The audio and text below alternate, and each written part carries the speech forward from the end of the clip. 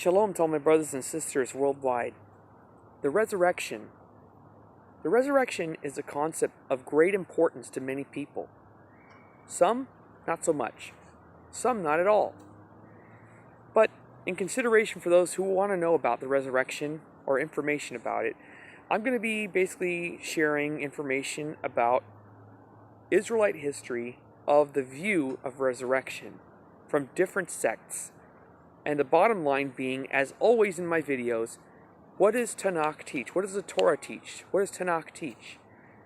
What does Scripture say? Because again, everybody has opinions. But the only opinion that matters to me is the text of the Hebrew Scriptures. Bottom line. Let's begin.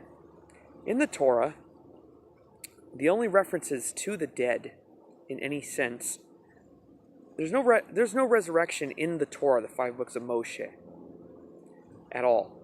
The only mention of death is when Elohim says to important people, for example, Abraham, he says, you will go and join your fathers or your forefathers. This is a term that's used and is interpreted in 2 ways and possibly a third way. One, sometimes it's been viewed as to join your fathers would probably mean to join them in the grave or in the tomb or where they were buried. A second way of looking at it is no.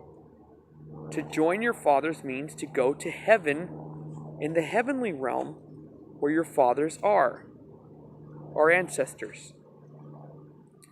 A third way of looking at it, for example, another sect that lived long ago were the Sadducees. Now, the Sadducees did not believe in the resurrection according to the sources that we have about them. Now, I want to mention that the only sources we have for the Sadducees were the enemies of the Sadducees. For example, the Rabbinites. They wrote viciously about the Sadducees, and as well the Karaites like myself. So, the only information we have of the Sadducees, really, is from the enemies of the Sadducees. So we take it with a grain of salt, you know. I choose not to take everything at face value because, in a lot in the Talmud speaks about the Sadducees in a very negative fashion. But even in the Talmud, it mocks as well the Karaites and their beliefs too. So, and a lot of it's not true. So I tend to believe that the things written about the Sadducees, the majority of it, is nonsense.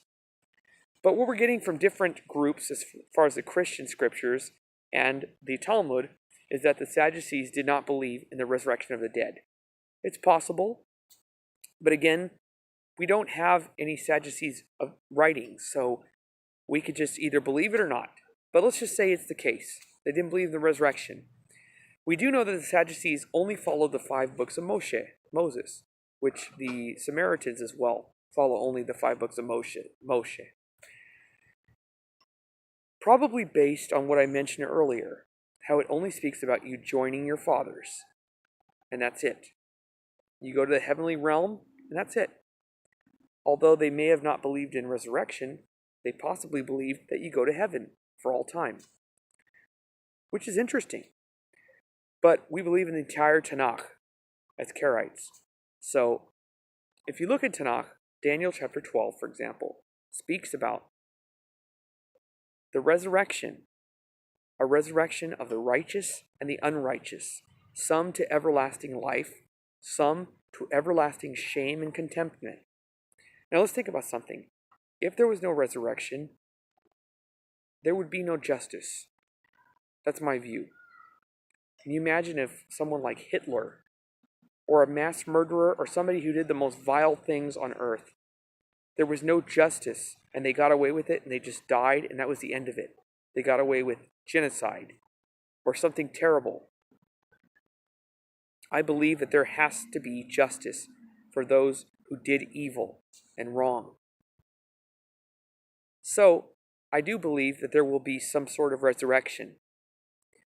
Now, another interesting thing to think about that is reality and is a fact is that when even people, Jewish people don't believe in this kind of thing, but if you do, you probably know about this, cremation. Cremation, when you get cremated, Even though the body turns into dust, dirt, soil, the bones remain. The bones do not disintegrate. And there's Jewish tradition, Israelite tradition as well, that the reason why the bones do not melt or turn into what the body does is because the bones were meant to be preserved for the physical resurrection. So according to Judaism in general, the belief is that there's 3 steps to death and life. First is your physical life here, like I am present today in this beautiful earth, present.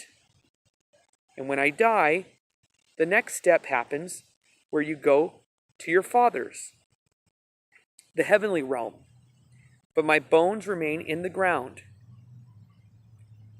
The third step would be from the heavens, when the Messianic age comes the physical resurrection of our bodies here on this earth, where we meet with all of our loved ones, family, and friends, and unite together in happiness and peace and righteousness.